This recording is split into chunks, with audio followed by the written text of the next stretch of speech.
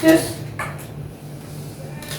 Assalamualaikum warahmatullahi wabarakatuh. Waalaikumsalam warahmatullahi wabarakatuh. Good morning, everyone. Good morning, Miss. How are you today? Alhamdulillah. How about you? How about you? I'm good too. Thank you. Is everyone here? No. Amel. Amel sick, man. Here. Guna sick. Only Amel, right? Yes. Well, in today's meeting, we will learn about narrative text. Have you ever heard about narrative text before? No. No. Okay. This is the definition of narrative text. A narrative text is a type of text that tells about a story or series of events. It can be based on real experiences or completely imaginary situations.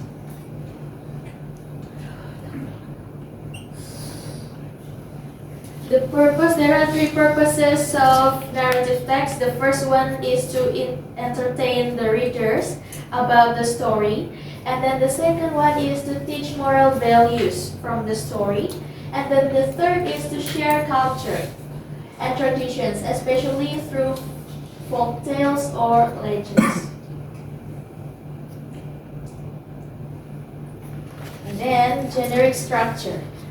There are four generic structures in narrative text. The first one is orientation, means introduces the character, setting, time, place, and situation. For example, once upon a time there lived a kind girl named Bawang Putih. So the character is Bawang Putih. The time is once upon a time, a long time ago. And there is no information for the place and situation. And then the second is complication, means generic structure that shows the conflict or problem faced by the main characters. For example, one day she lost her stepmother's clothes in the river. And then the third one is resolution. It means the generic structure that tells how the problem is solved. For example, she met an old woman who helped her and gave her a pumpkin full of jewels. The fourth one is coda or reorientation. This is an optional generic structure.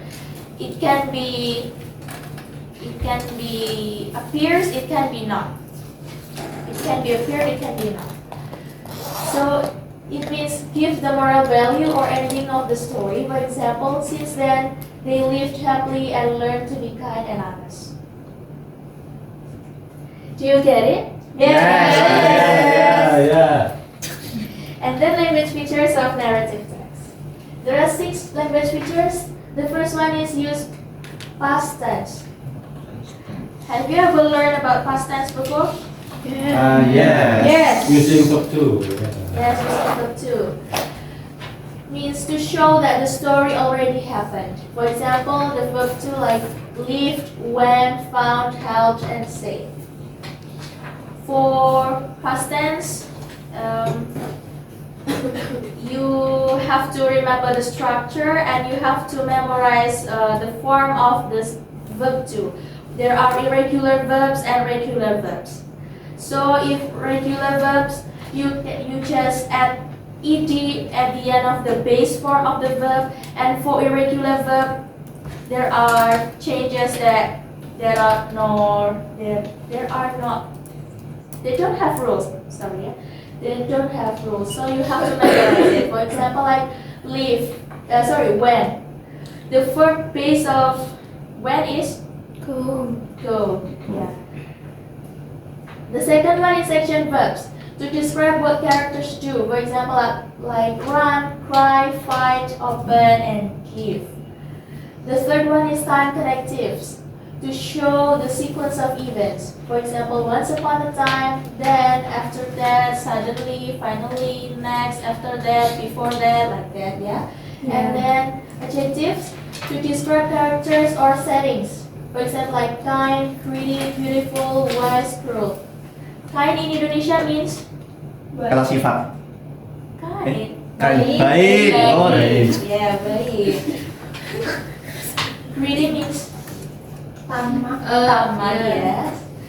Beautiful means Cantik. yeah. All of you girls, beautiful. And then wise, Bijaksana. bijaksana, good and cruel. Kejam. Jahat. There are a lot of adjectives in English, so you have to remember all of them. I mean, you have to try to memorize a little bit per day so that you can understand more about the narrative text, so that you can understand what it is told in the story. And then adverbs and adverbial phrases. The function is to describe when or where something happened. For example, in the morning, long ago, in a small village. And then the stick limit feature is direct and indirect speech to show that the characters say or think. This is the example of direct speech. There is a quotation mark. Please help me, say the girl. For the example of indirect speech, like she told me that blah blah blah.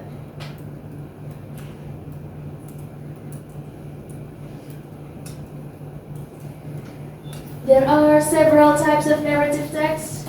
The first one is folk tales, means traditional stories passed down through generations to teach local wisdom. For example, bawang merah and bawang putih.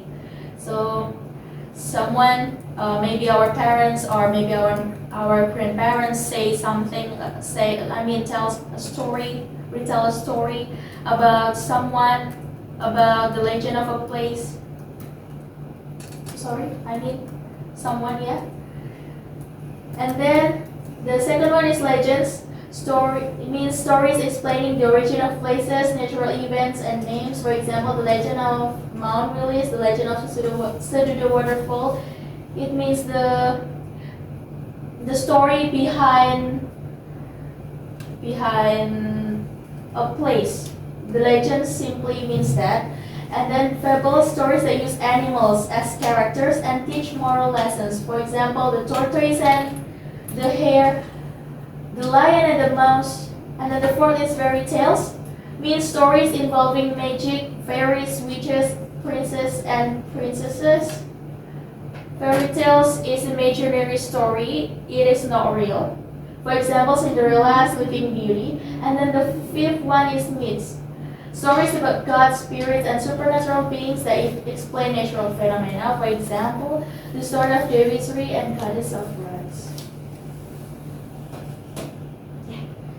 This is the example of narrative text.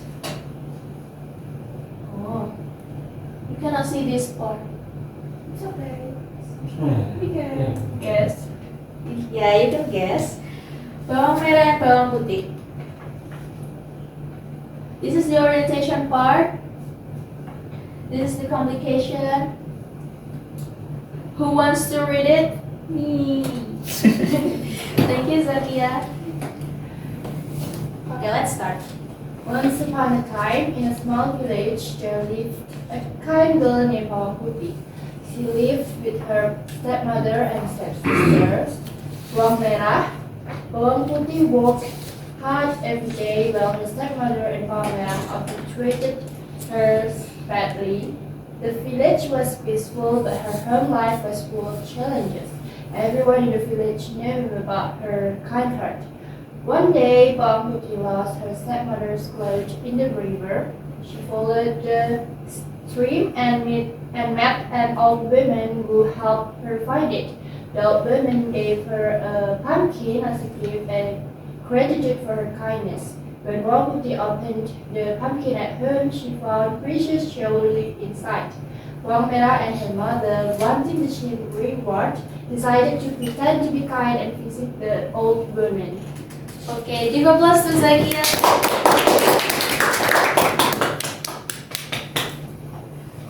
What is your absent number? 2, yeah? Yes. Good boy, yeah? This is the resolution and coda. When Bawang Merah and her mother received a pumpkin and opened it, it was full of snakes. They screamed in fear and ran away, feeling guilty for their greed and dishonesty. They apologized to Bawang Putih. Bawang Putih forgave them and shared her kindness. From that day, they learned to be honest and kind to others. This is the resolution because the conflict is resolved.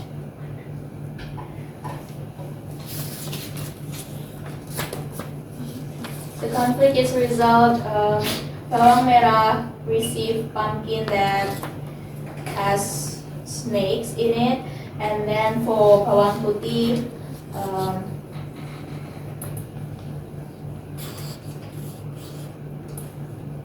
bawang putih don't have a problem like this. And then the coda. The story teaches that honesty and kindness are more valuable than greed and deceit. Good deeds are rewarded while selfishness brings trouble. It reminds people to be grateful and to act with integrity. Bawang Putih's passion and generosity continue to inspire everyone in the village.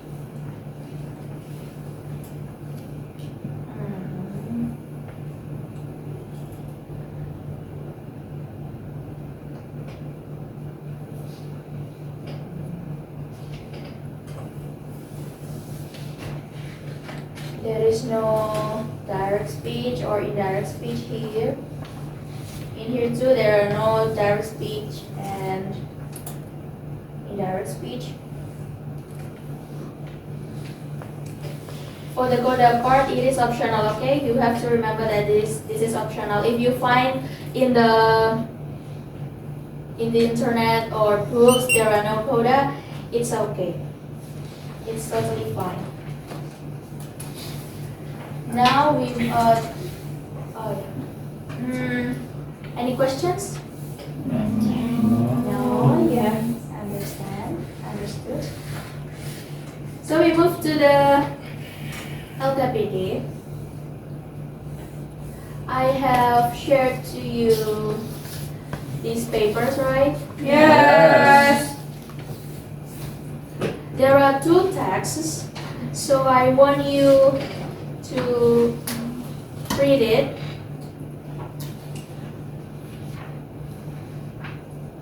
Don't worry if you read it slowly or maybe wrong in pronunciation. You have to practice it, so don't worry about that. I want participants who wants to read it. I will give you special score if you want to read it. Okay, Justika. For the legend of Mount Willis. Okay. The legend of Mount Willis. Long ago, two powerful kings ruled neighboring kingdoms near Mount Willis. Each king wanted to expand his territory and prove his strength. The kingdoms were prosperous and the people lived peacefully under their rule. The kings often met to discuss alliances and trade, but their pride always made them competitive. They believed that having the largest land meant they were the strongest. One day, they met at the mountain's border and began to argue about who truly owned the land. Their argument grew heated and both refused to back down. Their pride and anger caused the sky to turn dark. Heavy rain fell for days, flooding the fields and villages below. The people suffered greatly, and the once green land turned into mud and devastation. Feeling guilty for what they had caused, both kings decided to meet again and make peace. They apologized to each other and promised to protect the mountain. Together, they repaired the damage and helped the villagers recover. Slowly, the rain stopped and the land became fertile once more. The people celebrated the king's unity and felt safe again. From that moment, Mount Willis became a symbol of forgiveness and unity for the people of Kediri and Tulungagung. The story teaches that pride and anger can destroy, but peace and cooperative can heal. People remember to be humble and think of the consequence of their actions. The legend continues to inspire generations for the value of harmony. Thank you.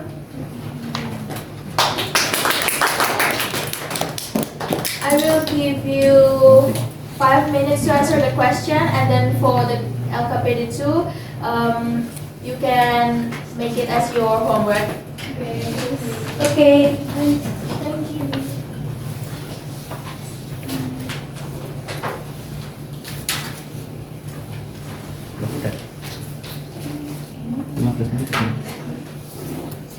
you.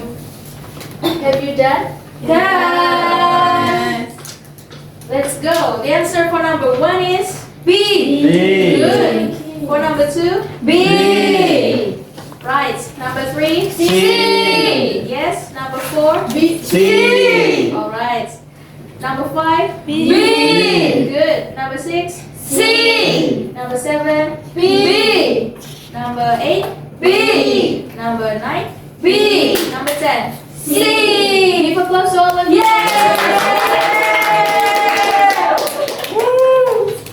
Don't forget to answer the LKPD 2 for your homework, okay? Okay. Alright, that's all for our today's lesson.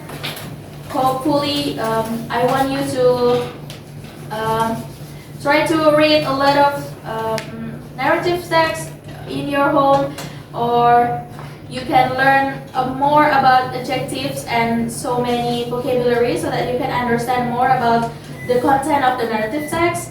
Study harder. Thank you. Wassalamualaikum warahmatullahi wabarakatuh. Waalaikumsalam warahmatullahi wabarakatuh.